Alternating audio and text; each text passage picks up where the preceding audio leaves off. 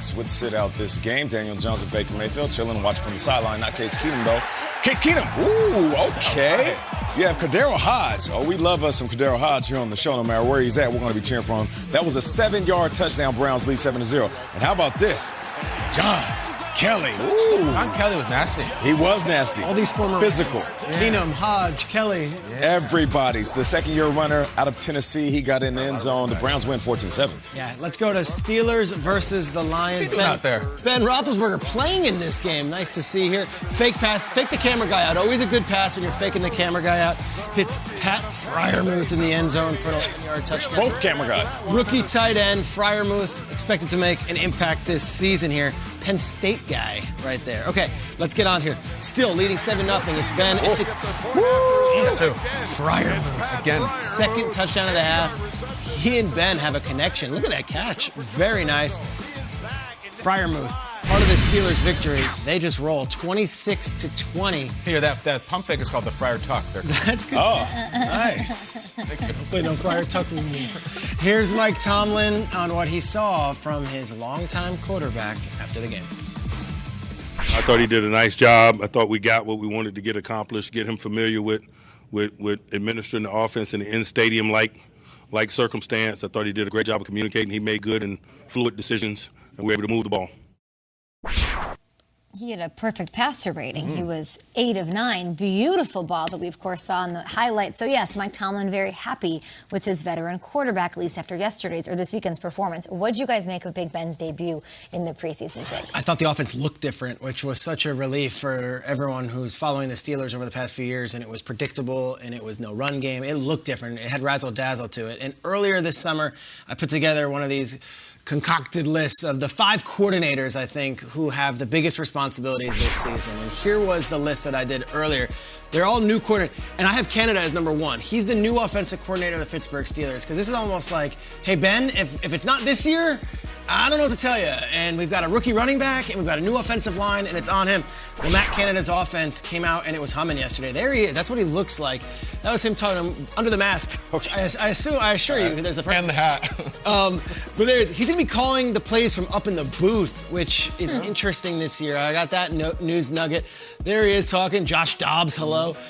Canada, though, if you want to see an example of kind of what they did, here's a play you never would have seen in the offense in years prior. It's kind of funky. It's a little different in the preseason game, but it's a fake handoff to the running back.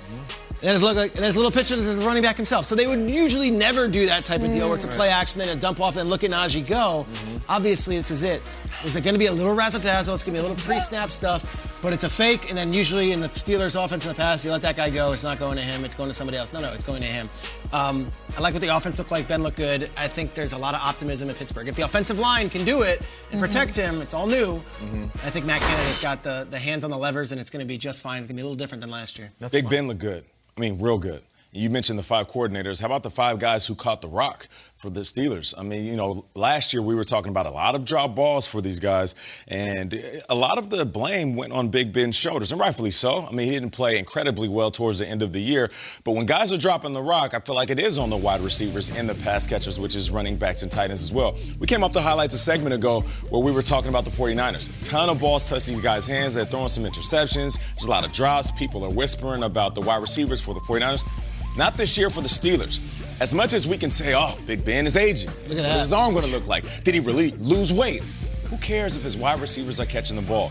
Big Ben threw the ball well, and the wide receivers and tight ends caught the ball well. That's very important. If they want to help Big Ben, I've played with aging quarterbacks. Yeah. The younger guys, they're going to have to step up. And not just step up for him to throw a deep ball down the field. If I catch a 5-yard route and I want to help my QB, I got to turn that 5-yard route to a 15-yard gain or possibly a touchdown. Well, for sure. And Nate, this is perfect for you. You turned 40 last week. That's right. Sometimes when you turn 40 or 50 or whatever, you get these ridiculous gag gifts, like rocking chairs and all that dirty old man crap. Terrible. You get any of that? The worst. You get any of that stuff, Nate? Oh, yeah. We get the over-the-hill pills and all of that stuff. All that. Yeah. Well, I think Roethlisberger's version of the over-the-hill Oh, my God. Nate, Spencer's gifts. Right? Yeah, you go to Hot Topic or Gadzooks and you get that stuff. Well, I think the Steelers went and got, for their old man, they got Najee Harris. Like this, Peter was deep in the nuances of the offense, which is brilliant, about Matt Canada. On the receiving end of that play and that thing was Najee Harris, who, like... Can we show it again? I think so.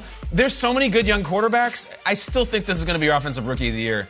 Just what he did with the catch and run and the stiff arm, and then he does an open field juke right here. Like, this looks like 26 out of Michigan State. This looks like Le'Veon. It looks just like Le'Veon when he came out of college. Watch the move. This is great right here. It's right here. Yep. Sorry.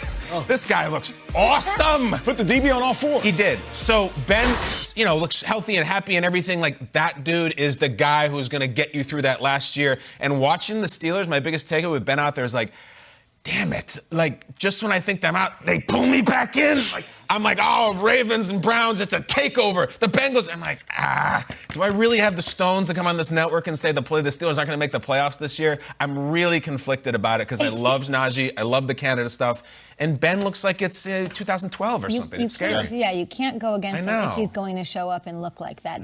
We went down to the cellar, Kyle. We grabbed a bottle of wine, and it's vintage 2006. And he had a million nice completions, drilled in 2 touchdowns, but it was 2 incompletions that sort of caught my eye because it was that vintage Big Ben. And Ebron, sort of vintage Ebron, dropped the pass, but running around, extending the play, and then just perfectly delivering this throw. I loved it. We haven't seen this type of play, I think, out of Big Ben in a bit. He didn't exactly look like a quarterback that's washed, which is something that we heard a lot this offseason.